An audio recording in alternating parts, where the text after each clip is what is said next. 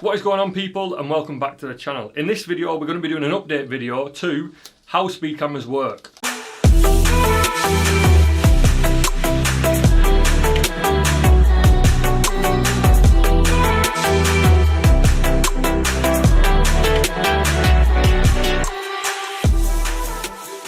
Now, if you haven't seen the first video, I do suggest you go back and watch that because there are a lot of useful tips what I'm not going to cover in this video. This is going to be an update on some things that might have changed or some things that are different to what I said in the first video. But the majority of that video does have some quality content and definitely some good tips to watch if you are interested in this topic. Thanks to everyone that commented on that video and let me know new bits of information that they're aware of, and thanks even more to the people that also commented with their opinion and then backed it up with evidence and sources, which gives me the ability to then go away and do the research and make this video again. If you're one of those people that just commented on that video going, the answer to not speeding is by simply not speeding, bravo. I'm sure you thought you were the funniest man on that comments group, but there were about 100 of you, so yeah, thanks for that. Like I said in the first video, this video is not a guide on how not to get caught by speed cameras. Of course, you could use this video as a tool to not get caught by speed cameras, but it is purely for informational purposes only. And if you're like me with an inquisitive mind, you're probably going to want to know how these sorts of things work, and it's going to be beneficial to you to know in the long run driving on the road, and hopefully you won't be thinking about speeding as much because you're just going to know how things operate. Just a fine example of that is when I see people slamming on for average speed camera checks. It's just not how they work, and it is detrimental on the road because people just don't understand how an average speed camera check works. But that's enough about the last video. We'll get straight into it. So first of all, we're going to go into mobile speed cameras. Now, some of my information what I've got from this is from another great YouTuber. He's made a video with the local police on how mobile speed cameras work. Lots of useful information in there. So if you do want to watch the full video, the link is going to be in the description. But here's the key points what I've taken from that video. So mobile speed cameras can now reach up to 1,000 meters. Now that might be longer or shorter than you originally heard, but this is from the horse's mouth themselves. They can actively get people speeding up to 1,000 meters or a kilometer. So simply slowing down once you've seen the speed camera is probably going to be too late. You might be causing an obstruction if you do slam on at that point, and you might have already just, you've been caught already, so just submit. Another interesting one I found was how these mobile speed cameras get placed. Now these are in relation to community concerns, so if you've got concerned citizens calling up that people are speeding up and down their road, there's a likelihood that a mobile speed camera will get placed on that road. By all accounts, they are not random and they're not placed to create revenue, although that is quite controversial. We know my opinion on speed cameras, and if it was purely about speeding, it would be average speed cameras everywhere and not these mobile speed cameras that are supposed to be visible, but often they are placed in very precarious places. They can get motorcycles forward facing. Now the way they do this is we've got cameras on the top that as soon as you pass, the camera will then rotate and catch the rear of the motorcycle. So if you are a motorcycle and you are speeding towards a speed camera van and you've already been caught and you know that you've been caught, it might be wise to take a diversion to your destination if you didn't want to get caught. Of course, that would be evading justice and totally illegal.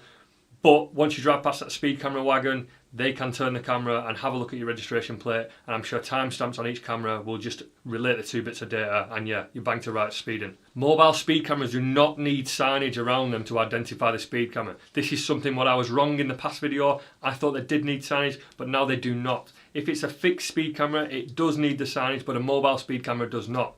However, mobile speed camera vans should be easily identified and not hidden. They should have signage around the van that symbolises police, maybe some yellow writing, some blue and white squares. Yeah, but you should definitely be able to associate it with what you would consider a speed camera van. So all new mobile speed cameras are now fitted with ANPR systems. Now, although speed cameras might be controversial, certainly in my opinion, ANPR camera systems, I think, are for the benefit of the road. These are there to catch people without insurance and without tax. And between me and you, people that do that, they're not really high on my priority of people that should evade justice. So ANPR cameras are a good thing as far as I'm concerned. So you might have heard of things such as the road angel or speed camera detectors. Now these are devices that fit to your car and they can sense, sometimes they can sense the radar from the camera, or they're using GPS tracking to identify marked out cameras. You can get similar apps such as Waze that again are like a community app, which is where someone would mark the camera on the map and then you would confirm it, and therefore it would eventually build up like a case before a speed camera gets put onto the map for you. These are quite useful tools to know where cameras are on the road. I know for sure a road angel is a highly rated one. I personally don't use one. I don't really use Waze. If I'm going on a long journey and I do need navigation, I will make sure it's Waze just so I don't get caught out. But of course I don't speed anyway, so it doesn't really matter. Another thing that a lot of these systems will use is they will take your speed from GPS rather than the speed of your car. So the way your speed of your car works is that there's going to be discrepancies in that, whether they're inbuilt or accidental. Basically, the speed what is read on your speedometer is not going to be accurate to your vehicle speed in real life. The GPS is way more accurate than your speedometer. The reason these are put into force is just to stop variability going the wrong side. So let's say you're going 30, you might actually be going 28, and as your car degrades over time, that might change. So you've got that fudge factor before you're actually going 33 when you think you're going 30. That combined with the leeway is what you might get with a police force, as well as that's why you can sometimes get away with going what you consider a decent amount over and not get a speeding ticket. But we're going to cover off on that later on in the video. If you've made it this far in the video and you haven't subscribed to my channel, then please do consider it. The reason why I do these videos is so I can build up a following online. And if you do like my channel, subscribe and comment. It means a massive bunch to me. And it's so good to me seeing the growth what I'm getting, because it does take effort creating these videos. And that is just my reward for creating the video, by seeing people coming along to the channel and seeing them regular people commenting. But anyway, we'll get back to the video. Speed cameras must be painted yellow since October 2016. Now, I know a lot of people disagree with this in the last video. They seem to think that they don't need to be painted yellow, but I found a government website document that states that they need to be painted yellow. Again, if you have any form of evidence that says they don't need to be painted yellow, then please do let me know. Don't just comment down below and say there's one in my town that's not painted yellow, because, I mean, yeah, you can send me a picture of it, but that doesn't mean that it shouldn't be painted yellow. A lot of the times these things have stickers on, so the reason you might be seeing a grey one is because someone's peeled the stickers off, or the stickers have worn off over time.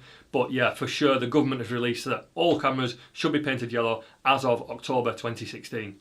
Now, enforceable speeds. Now, this is quite a controversial one. I've heard, and I'm sure you've heard, that you get 10% plus 2 in most cases. Now, there's a degree of accuracy to this, but there's also not. So you do get this fudge factor, like I said earlier in the video about the speedometer and your actual speed. So you have got that element there. The police forces often do allow a slight amount over. However, this is not a sure thing. If a police officer is running a mobile speed camera van, he may prosecute for just 1 mile per hour over. I'm not sure what determines whether they're going to prosecute or not, whether it's quarter based, whether it is location based, whether it's county based. But people have been caught by speeding for 1 mile per hour over. But then again, people have not been caught by speeding by up to 5 miles per hour over. And there's reports of both of these. I mean, I'll leave it to your discretion why you think they sometimes catch you and why they think you don't. But yeah, there's definitely cross-contamination of reports with that. To go through a speed camera faster than you know you should be, banking on the fact that you might get away with it because of the 10% plus 2, I don't think that would be very wise, but people have got away with it in the past. Are there an auto ban on certain speeds? Well, the short answer is no. However, you're probably more than likely going to get a ban if you're doing certain things. So generally, double the speed limit, yeah, you're probably going to get an automatic ban. Over 100 mile per hour on the motorway, probably going to get an automatic ban. And generally reckless driving. So if it's related to reckless driving, then you're probably going to get an automatic ban. You know, if you were going 70 mile an hour on a 30 road and it was midnight and it was dead, you're probably going to get looked on with a bit more forgiveness than if you were going 40 mile an hour through a 20 school zone. Now, yeah, the 70 is a bigger speed limit break than the first example, but the situation around the speeding offence is going to take into account what sort of punishment you get.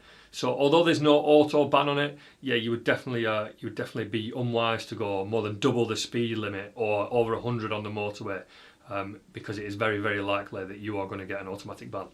Speed awareness courses, another thing what popped up quite a lot in the last video in the comments. Now, there's different thresholds for speed awareness courses. When I was doing my research for this, they are definitely way higher than I originally thought. I'll just pop the table up on the screen here so you can see the threshold for speed awareness courses. They are way, way higher. I thought they were a lot lower than this. So you can speed quite a considerable amount and get a speed awareness course. If you don't know what a speed awareness course is, it's basically you go away for a day. It's similar, I guess, kind of similar to this video. They're going to explain how the speed cameras work. It's not as cut and dry as what I'm saying here, where it's like this is how you avoid or this is how you should consider approaching these sorts of cameras.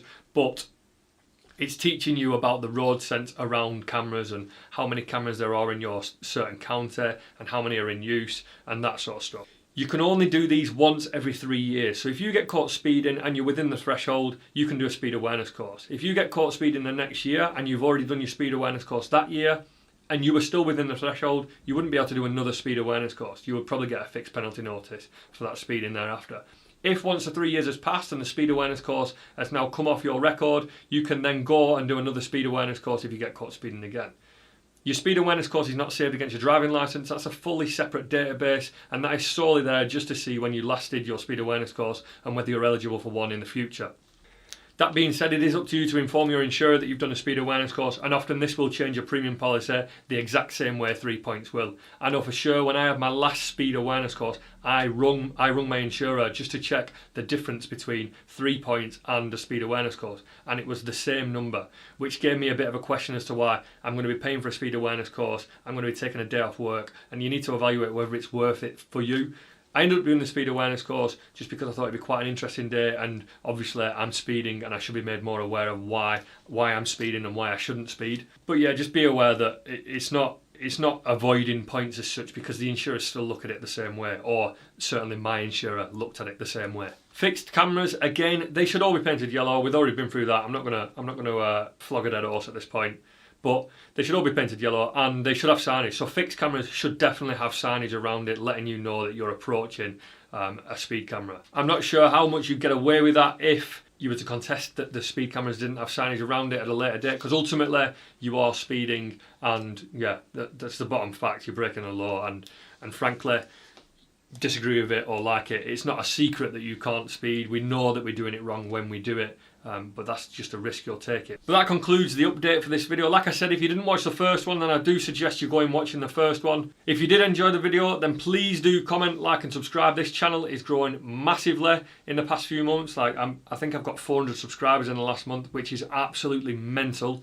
So if you have been supporting the channel, then a massive thank you for that. Any comments mean so much to me, and I try to reply to every single one of the comments. If you want to comment down below saying best way to not get caught speeding is by not speeding, then great, do it. I'll give you a love out, I'll give you a thumbs up. Good bloke.